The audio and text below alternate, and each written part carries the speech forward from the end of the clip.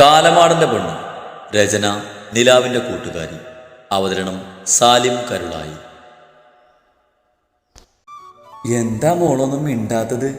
ശിവനായിട്ടുള്ള വിവാഹത്തിന് നിനക്ക് സമ്മതല്ലേ? അല്ല, എനിക്ക് സമ്മതമല്ല. അച്ഛനക്ക് അറിയാവുന്നതല്ലേ എല്ലാം. പിന്നെ എന്തിനാ അയലുമായിട്ടുള്ള എൻ്റെ വിവാഹം നടത്തുന്നത്? നിങ്ങൾ പറയുന്ന വേറെ ആരെ വേണമെങ്കിലും ഞാൻ വിവാഹം കഴിക്കാം. പ്ലീസ്, ശിവേട്ടൻ എനിക്ക് എൻ്റെ ഭർത്താവായിട്ട് കാണാൻ കഴിയില്ല. അച്ചമ്മയോട് അതും പറഞ്ഞ് പ്രതീക്ഷയോടെ തൻ്റെ അടുത്ത് നിൽക്കുന്ന അച്ഛനെയും അമ്മയെയും വല്യച്ഛനെയും വല്യമ്മയെയും നോക്കിയത്. പക്ഷേ അവരുടെ മുഖത്തൊക്കെ നിസ്സഹായ അവസ്ഥ മാത്രമായിരുന്നു. അച്ഛമ്മയെ എതിർത്തൊരു വാക്ക് അവർക്കില്ലായിരുന്നു. നീ ഇനി ഒന്നും പറയണ്ട. നീയും ശിവനായിട്ടുള്ള വിവാഹം ഞാൻ ഉറപ്പിച്ച് കഴിഞ്ഞു. അബിയുടെ കല്യാണത്തിന് അന്ന് ഇത് നടക്കും. ഇത് കല്യാണിയാ പറയുന്നേ. എന്നാലേ അതേ കല്യാണിയുടെ കൊച്ചുമോളാ പറയുന്നത്. ഈ വിവാഹത്തിന് എനിക്ക് സമ്മതമല്ല. ഇനി എന്നെ ഈ കാര്യം പറഞ്ഞ് ഫോഴ്സ് ചെയ്താൽ ഞാൻ തിരിച്ചു പോകും.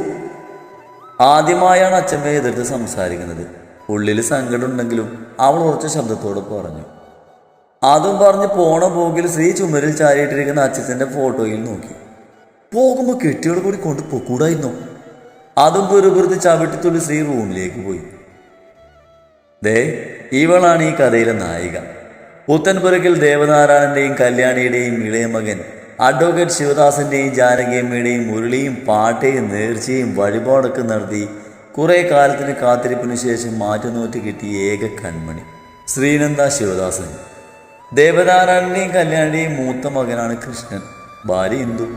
അവളുടെ മക്കളാണ് അഭിജിത്ത് എന്ന അവളുടെ ഉണ്ണിയനും അഭിരാമി എന്ന അവളുടെ ആപ്പിക്കുട്ടിയും. ഇന്ദുവിനും കൃഷ്ണനും അവളുടെ സ്വന്തം മകളാണ്. വൈകി കിട്ടിയ കൺമണിയും കുടുംബത്തിൽ ഇളയ കുഞ്ഞുമായതുകൊണ്ട് എല്ലാവർക്കും സ്ത്രീയോട് പ്രത്യേക സ്നേഹവും വാത്സല്യവുമാണ്. അതിൻ്റെ ചെറിയ കുറുമ്പും കുസൃതിയും അവൾക്കുമുണ്ട്. ശിവദാസന്റെയും കൃഷ്ണയുടെയും ഒരേ ഒരു പെങ്ങളാണ് അംബികാദേവി എന്ന സ്ത്രീയുടെ അപ്പച്ചി. അംബികയുടെയും രാമനാഥന്റെയും 3 മക്കളിൽ മൂത്തവനാണ് ശരത്നാഥ് എന്ന രാമൻ. ആളെ ACP ആണ്. പിന്നെയുള്ളത് ശിവനാഥ് രാമൻ എന്ന ഫേമസ് ബിസിനസ്മാൻ. പിന്നെയുള്ളതാണ് ശ്യാംനാഥ് രാമൻ.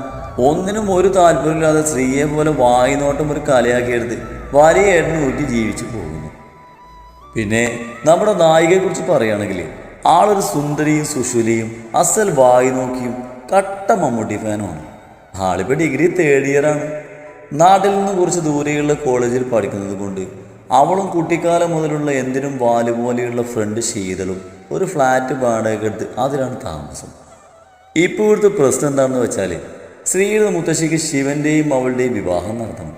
പക്ഷേ അവൾക്ക് ഈ വിവാഹത്തിന് താല്പര്യമില്ലതാണ്. അതിൻ്റെ പ്രധാന കാരണം ശിവനും അവൾ നേരിൽ കണ്ട കീരിയും പാമ്പുമാണ്. ശ്രീയുടെ വായാടി സ്വഭാവം ശിവക്ക് പറ്റില്ല. ശിവയുടെ ഹിറ്റ്ലർ സ്വഭാവം ശ്രീക്കും പറ്റില്ല. അത് തന്നെയാണ് മെയിൻ പ്രശ്നം. കൂട്ടുകുടുംബ സമ്പ്രദായവും ദൈവഭക്തിയും നിലനിന്ന് പോരുന്ന ഒരു പേരുകേട്ട തറവാടാണ് അവരുടേത്. ആ തറവാടിലെ കാരണവർ സ്ഥാനം അവിടുത്തെ കല്യാണിയമ്മക്ക് ആയതുകൊണ്ട് ആർക്കും അവരെ എതിർത്തൊരു വാക്കില്ല. അമ്മേ, ശ്രീമോൾക്ക് ഇഷ്ടമല്ലെങ്കിൽ ഈ വിവാഹം നടത്തണോ?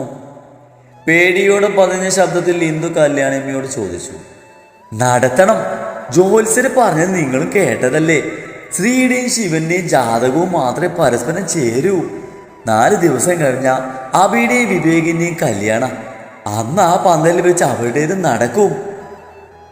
അമ്മേ, അതിന് ശിവൻ സമ്മതിക്കോ സ്ത്രീയെ വിവാഹം കഴിക്കാൻ? ജാനകി ഉള്ളിലുള്ള സംശയം ചോദിച്ചു. ആ കാര്യക്ക് അംബിക നോക്കിക്കോളും. ദാസനും കൃഷ്ണനും ഈ കാര്യത്തിൽ എന്തെങ്കിലും എതിർപ്പുണ്ടോ? ഞങ്ങൾക്കൊരു എതിരഭിപ്രായമില്ല. എല്ലാം അമ്മയുടെ ഇഷ്ടം പോലെ.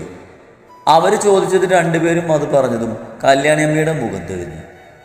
ആദ്യമായി ഇന്ദുവിനും ജാനകിക്കും അവരുടെ ഭർത്താക്കന്മാരുടെ എല്ലാം അമ്മയുടെ തീരുമാനത്തിന് വിട്ടുകൊടുക്കുന്ന സ്വഭാവം ഓർത്ത് ദേഷ്യം തോന്നി. അത് മറ്റൊന്നും കൊണ്ടുമല്ല, സ്ത്രീക്ക് ഇഷ്ടമില്ലാത്ത വിവാഹം നടത്തുന്നതിനായിരുന്നു. ഒന്നും പറയാനാവാതെ ഇരുവരും നിസ്സഹായതയോടെ അവിടെ ജോലികളിലേക്ക് തിരിഞ്ഞു. റൂമിലിരുന്നിട്ടും ഒരു മനസ്സമാധാനം കിട്ടാതെ വന്നതും ശ്രീ അബിയുടെ റൂമിലേക്ക് പോയി. അവിടെയാണെങ്കിൽ അവൾ ഭാവി കെട്ടിയവനെ വിളിച്ച് സൊള്ളുന്ന തിരക്കിലാണ്. എൻ്റെ ആപ്പിക്കുട്ടി, കല്യാണത്തിന് വെറും 4 ദിവസമേ ഉള്ളൂ. ഇപ്പോഴെങ്കിലും ആ വിവേകേട്ടൻ്റെ ചെവിക്ക് ഇത്തിരി റെസ്റ്റ് കൊടുക്ക്. അബിയുടെ മടിയിലേക്ക് തലവെച്ചുകൊണ്ട് അവൾ പറഞ്ഞു. അങ്ങനെ പറഞ്ഞു കൊടുക്ക് ശ്രീമോളെ നിന്റെ ചേച്ചിക്ക്. സ്ത്രീ പറഞ്ഞത് കേട്ട് ചിരിയോടെ വിവേക് ഫോണിൻ്റെ മറുതലകളിൽ നിന്ന് പറഞ്ഞു. ഓ, ഈ പേരിനും പെങ്ങൾ ഒറ്റ കെട്ടായി. ഞാൻ പുറത്തുമല്ലേ? അബി ശ്രീയുടെ മുടിയിലൂടെ വിരലോടിച്ചുകൊണ്ട് കള്ളപരിഭവത്തോടെ പറഞ്ഞതും രണ്ടുപേരും പൊട്ടിച്ചിരിച്ചു. അഭയുടെ അടുത്തുള്ള കോളേജിലെ ലെക്ചറായി വർക്ക് ചെയ്യുകയാണ്. അതേ കോളേജിൽ ലെക്ചറായി വർക്ക് ചെയ്യുകയായിരുന്നു വിവേകും. ഇരുവരുടെയും പ്രണയം കയ്യോടെ പൊക്കിയതും വീട്ടിൽ അവതരിപ്പിച്ച് ഇപ്പോൾ വിവാഹം നടത്തുന്നതിൻ്റെയും ഒക്കെ പ്രധാന പങ്കാളിയാണ് ശ്രീ. അതെ, ഇനി ഞാൻ സ്വർഗത്തിലെ കാട്ടുറുമ്പാകുന്നില്ല. കുറച്ചു നേരം വിവേകുമായി സംസാരിച്ച് ഫോൺ അഭിക്ക് കൊടുത്ത് അതും പറഞ്ഞ് ശ്രീ താഴേക്ക് പോയി. ശ്രീമോളെ. പിന്നിൽ നിന്നും അച്ചമ്മയുടെ വിളി കേട്ടെങ്കിലും ഉള്ളിൽ ഊറിച്ചിരിച്ച് ശ്രീ ഒന്ന് തിരിഞ്ഞു നോക്കുക പോലും ചെയ്യാതെ നേരെ അവളുടെ വീടിൻ്റെ തൊട്ടടുത്തുള്ള ശീതളിൻ്റെ വീട്ടിലേക്ക് പോയി. ആൻറ്റി, ഷീതു എന്തേ? കിച്ചണിൽ ജോലിയിൽ മുഴുകിയിരിക്കുന്ന ഷീതുവിൻ്റെ അമ്മ സാവിത്രിയോട് അതും ചോദിച്ച് അവൾ അവരുടെ അടുത്തുള്ള സ്ലാബിൽ കയറിയിരുന്നു. ആ, ആരിത്? ശ്രീമോളോ? ഷീതു ഉച്ചക്ക് ഭക്ഷണം കടിച്ച് കയറി കിടന്നതാ, ഇതുവരെ എണീറ്റിട്ടില്ല. അവളുടെ കയ്യിലേക്ക് ഉണ്ണിയപ്പത്തിൻ്റെ പാത്രം വെച്ച് കൊടുത്തുകൊണ്ട് അവർ പറഞ്ഞതും അവൾ കൊതിയോട് അവരോട് കൊച്ചു വർത്താനവും പറഞ്ഞ് ഉണ്ണിയപ്പം തിന്നാൻ തുടങ്ങി. ആൻറ്റി, എന്നാ എനിക്ക് മതി, ഞാൻ കുറച്ച് കഴിഞ്ഞ് കഴിച്ചോളാം, ആദ്യം അവളെ ഒന്ന് കാണട്ടെ. സാവിത്രിയുടെ കവളിൽ പിച്ച് ശ്രീ അകത്തേക്ക് പോയി. ഓ, സുഖിച്ചു ഉറങ്ങുന്ന കണ്ടില്ലേ പിശാചി. അങ്ങനെ എൻ്റെ ഉറക്കം പോയത് നീ ഉറങ്ങണ്ടടി കുരിപ്പേ. പെറുപെറുത്തുകൊണ്ട് ശ്രീ ബെഡിൽ ഓട്ട മത്സരത്തിൽ തയ്യാറായ പോലെ കിടക്കുന്ന ശീതുവിനെ ചവിട്ടി താഴെയിട്ടു. അയ്യോ, നിനക്ക് എന്താടി വേണ്ടേ? മനുഷ്യന് ഉറങ്ങാൻ സമ്മതിക്കില്ലേ? നടുവൊഴിഞ്ഞ് വീണെടുത്തിരുന്നു കൊണ്ട് ശീതു ശ്രീയോട് ചോദിച്ചു. ഓ, അവളുടെ ഒരു ഉറക്കം, എൻ്റെ ഉറക്കവും മനസ്സമാധാനം ഒക്കെ പോയിരിക്കുക. എന്ത് പറ്റി എൻ്റെ കൊച്ചിന്? ഇങ്ങനെ വരാൻ വഴിയില്ലല്ലോ. എന്തായാലും എന്നോട് പറ, നമുക്ക് പലഹാരം ഉണ്ടാക്കാം. നിലത്തിൽ നിന്ന് എഴുന്നേറ്റ് നടുവൊഴിഞ്ഞ് ശ്രീയുടെ അടുത്ത് വന്നിരുന്നു കൊണ്ട് അവൾ പറഞ്ഞു. ഡി, അച്ഛമ്മ ഞാനും ആ കാലമാണായിട്ടുള്ള വിവാഹം നടത്താൻ പോവുക. ഞാൻ എതിർത്തിട്ട് കേൾക്കുന്നില്ല. നിനക്കറിയാലോ അച്ഛമ്മയുടെ വാക്കിനാണ് അവൾ പ്രാധാന്യം എന്ന്. അല്ല, നീ ഏത് കാലമാണെന്ന കാര്യം ഈ പറയുന്നേ? ഡി, അംബികപ്പച്ചിയുടെ മോന് ശിവേട്ടൻ. അതിനങ്ങേര് പണ്ടേ നാട് വിട്ട് പോയതല്ലേ? ശിവേട്ടന് 11 വയസ്സുള്ളപ്പോൾ അവിടെ അച്ഛൻ്റെ പെങ്ങളുടെ കുടുംബത്തിൻ്റെ ഒപ്പം മുംബൈക്ക് പോയതാ. 2 ദിവസം മുമ്പ് വന്നിട്ടെന്നാ കേട്ടത്. നീ ശിവേട്ടനെ കണ്ടിട്ടുണ്ടോ? പണ്ട് കണ്ടതാ, പിന്നെ കണ്ടിട്ടില്ല. 2 ദിവസം മുമ്പ് വീട്ടിൽ വന്നിരുന്നു. ബട്ട് ഞാൻ വീട്ടിലില്ലാത്തതുകൊണ്ട് കാണാൻ പറ്റിയില്ല. അല്ല, നീ എന്താ ചോദിച്ചേ? അല്ല, നമുക്ക് അങ്ങനെ പോയി കണ്ട് നിന്റെ 18ാമത്തെ അടവായ കാലുവീടില്ലേ, അത് നടത്താൻ പോയിരുന്നു. അത് ഈ കല്യാണത്തിന് പിന്മാറണമെന്ന് പറഞ്ഞ്. അതുകൊണ്ടൊന്നും ഒരു കാര്യമില്ല. പുള്ളിക്ക് ഈ വിവാഹത്തിന് താല്പര്യമില്ല. ഇപ്പോഴും തേച്ചൊടിച്ച് പോയാൽ ഓർത്ത് നടക്കുക. അച്ഛമ്മ എന്തായാലും തീരുമാനിച്ച സ്ഥിതിക്ക് ഇത് നടത്തും. അയ്യോ, ഇനി എന്താ ചെയ്യാ? എൻ്റെ കയ്യിലൊരു പ്ലാൻ ഉണ്ട്. നീ കൂടെ നിൽക്കുവോ? നിന്റെ ഒപ്പം എല്ലാത്തിനും ഞാൻ കൂടെ ഉണ്ടാകാറില്ലേ, പിന്നെ എന്തിനാ ചോദിക്കുന്നേ? ജസ്റ്റ് ഫോർ എ രസം. അതും പറഞ്ഞ് ശ്രീ അവളുടെ പ്ലാന് ഷീതുവിനോട് പറഞ്ഞു കൊടുത്തു. അല്ല ശ്രീ, നിന്റെ എല്ലാ പ്ലാനും പോലെ ഇതും പൊളിയോ? ശ്രീയെ ദയനീയതയോടെ നോക്കിക്കൊണ്ട് ഷീതു ചോദിച്ചു. ഓ, തുടക്കം തന്നെ നെഗറ്റീവ് അടിക്കാതൊരു കോപ്പേ. അല്ല, ഇതുവരെയുള്ള അനുഭവം ഇങ്ങനെ ആയതുകൊണ്ട് പറഞ്ഞതാ. ഈ പ്ലാന് സക്സസ് ആയില്ലേ, എൻ്റെ പേര് നീ നിനക്ക് ജനിക്കാൻ പോകുന്ന കൂട്ടിക്കിട്ടോ. അത്രക്കൊക്കെ വേണോ? ആ, വേണം. അതും പറഞ്ഞ് ശ്രീ ഷീതുവിനെയും വലിച്ച് അവളുടെ വീട്ടിലേക്ക് പോയി. How dare U?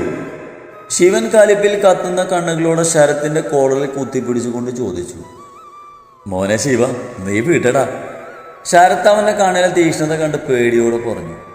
നോ, ഞാൻ പലപ്പോഴായിട്ട് പറഞ്ഞിട്ടില്ലേ എൻ്റെ കാര്യത്തിൽ ഒരാൾ വിടപെടരുതെന്ന്. പിന്നെ എന്തിനാ എല്ലാവരും കൂടി എൻ്റെ വിവാഹം തീരുമാനിച്ചേ? മോനെ ശിവ, അവനെ വിട്. നീ എന്താണ് ഈ കാണിക്കുന്നേ? ഓടി വന്ന് ദേഷ്യത്തിൽ വിറക്കുന്ന ശിവന്റെ കയ്യിൽ നിന്നും ശരത്തിനെ മോചിപ്പിച്ചുകൊണ്ട് അംബിക പറഞ്ഞു. ഞാൻ കാണിക്കുന്നതായ കുറ്റം നിങ്ങൾക്കൊക്കെ ഇപ്പം എന്തും ചെയ്യാം. ആരോട് ചോദിച്ചിട്ടാണ് എൻ്റെ വിവാഹം ഉറപ്പിച്ചത്? എനിക്ക് വിവാഹം വേണ്ടെന്ന് ഞാൻ പറഞ്ഞതല്ലേ? അവൻ ദേഷ്യത്തിൽ അംബികയ്ക്ക് നേരെ തിരിഞ്ഞുകൊണ്ട് ചോദിച്ചതും അവൻ്റെ അപ്പോഴത്തെ ഭാവം കണ്ട് അവിടെയുള്ളവരെല്ലാവരും ഒരുപോലെ പഴന്നു. ഞാനേ നിന്റെ അമ്മയാ. നിന്റെ കാര്യത്തിൽ തീരുമാനം എടുക്കുന്നതിൽ എനിക്കോ നിന്റെ അച്ഛനോ മറ്റൊരാളോട് സമ്മതം ചോദിക്കേണ്ട ആവശ്യമില്ല. ഇന്നേക്ക് 4-ാം നാൾ നിന്റെയും എൻ്റെ അനിയൻ്റെ മകൾ ശ്രീയുടെയും വിവാഹം ഞങ്ങൾ തീരുമാനിച്ചു. അതിൽ ഇനി ഒരു മാറ്റമില്ല. അംബിക പറഞ്ഞു നിർത്തിയതും ശിവൻ രാമനാഥന്റെ മുഖത്തേക്ക് നോക്കിയതും അയാൾ ഞാനൊന്നും അറിഞ്ഞില്ല എന്ന് മട്ടിൽ മുകളിലേക്ക് നോക്കി നിന്നു. എനിക്ക് ആ വട്ടുപെണ്ണിനെ വേണ്ട. അമ്മക്ക് വേറെ ആരെയും കിട്ടിയില്ലേ? അവളെനിക്ക് ഇഷ്ടമല്ല. ആ, ഇത് തന്നെയാ ശ്രീയും പറയുന്നേ. ശിവൻ പറയുന്നത് കേട്ടും ശ്യാം പതിയെ പറഞ്ഞു. ശിവൻ കേൾക്കണ്ട നീ പറഞ്ഞത്. അല്ലേലെ കലിപ്പിലാണ് അവൻ. ശ്യാം പറഞ്ഞത് കേട്ട് അവൻ്റെ അടുത്തിരുന്ന ശരത്തിൻ്റെ ഭാര്യ നീതു അവൻ്റെ തലക്കിട്ടൊരു മേട്ടം വെച്ച് കൊടുത്തുകൊണ്ട് പറഞ്ഞു, മോനെ, ഞങ്ങൾക്കും ആഗ്രഹമില്ലേ നിനക്കൊരു ജീവിതം ഉണ്ടാവുന്നത് കാണാൻ? അമ്മ എന്തൊക്കെ പറഞ്ഞാലും ശരി, ഞാൻ സമ്മതിക്കില്ല. നീ സമ്മതിക്കും. കൊടുത്ത വാക്ക് മാറ്റാൻ എന്നെ കൊണ്ട് പറ്റില്ല. ഇനി നിനക്ക് ഈ വിവാഹത്തിനോട് താല്പര്യമില്ലെങ്കിൽ പിന്നെ ആരും ഈ അംബികയെ ജീവനോടെ കാണില്ല. ശരത്തെ, നിന്റെ അമ്മ എന്തിനാണ് വെറുതെ മഞ്ഞനെ കൊതിപ്പിക്കുന്നത്? അംബിക പറഞ്ഞത് കേട്ട് രാമനാഥൻ ശരത്തിന്റെ ചെവിയിൽ പതിയെ പറഞ്ഞതും അവൻ വേദനക്കിടയിലും പൊട്ടിച്ചിരിച്ചു. ശരത്തിന്റെ ചിരി കണ്ടതും എല്ലാവരും അവനെ തുറച്ചു നോക്കിയതും അവനെ ചിരി സിച്ചിട്ടതുപോലെ നിന്നു. ശിവ, നീ ഒന്നും പറഞ്ഞില്ല. അമ്മ എന്താന്ന് വെച്ചാൽ ചെയ്തോ, ഞാൻ കാരണം ആരിന് ജീവങ്ങളെ പോകണ്ട. അംബികയോട് അതും പറഞ്ഞ് മുന്നിൽ കണ്ട ഫ്ലവർ വേസ് എടുത്ത് തറയിലെറിഞ്ഞ് പൊട്ടിച്ച് ദേഷ്യത്തിൽ അവൻ അവിടെ നിന്ന് ഇറങ്ങിപ്പോയി. അപ്പോൾ അവൻ്റെ ലക്ഷ്യം മുത്തശ്ശിയെ കണ്ട് ഈ വിവാഹം എങ്ങനെയും മുടക്കുക എന്നതായിരുന്നു. ആവൂ, മല പോലെ വന്നത് എലി പോലെ പോയി എന്ന് പറയുന്നത് ഇതല്ലേ? രാമനാഥൻ നെടുവേർപ്പിട്ട് സെറ്റിയിലേക്ക് ഇരുന്നു കൊണ്ട് പറഞ്ഞതും അംബിക അയാളെ തുറച്ചു നോക്കി. ഓ, അപ്പൊ നിങ്ങളുടെ വായിൽ നാവുണ്ടല്ലേ മനുഷ്യ? എന്നിട്ടാണോ അവൻ അങ്ങനെയൊക്കെ പറയുമ്പോൾ മിണ്ടാതെ പൊട്ടനെ പോലെ നിന്നത്? എൻ്റെ അമ്പോ, അവൻ്റെ സ്വഭാവം നിനക്ക് അറിയാലോ. ദേഷ്യം വന്ന സ്വന്തം അച്ഛനാണെന്ന് പോലും അവൻ നോക്കില്ല. വെറുതെ എന്തിനാ നിന്നൊരു വിധവയും അവനൊരു കൊലയാളിയാക്കുന്നത്? അച്ഛനും മക്കളും കണക്കാം, പിന്നെ ഇത്രയെങ്കിലും മെച്ചമുള്ളത് എൻ്റെ ശിവൻ തന്നെയാ. ബാക്കിയൊക്കെ വാഴകളാണ്. ശ്യാമിനെയും ശരത്തിനെയും നോക്കി അത് പറഞ്ഞ അംബിക അവിടുന്ന് പോയി. ഇപ്പൊ വേദന ഉണ്ടടാ മോനെ?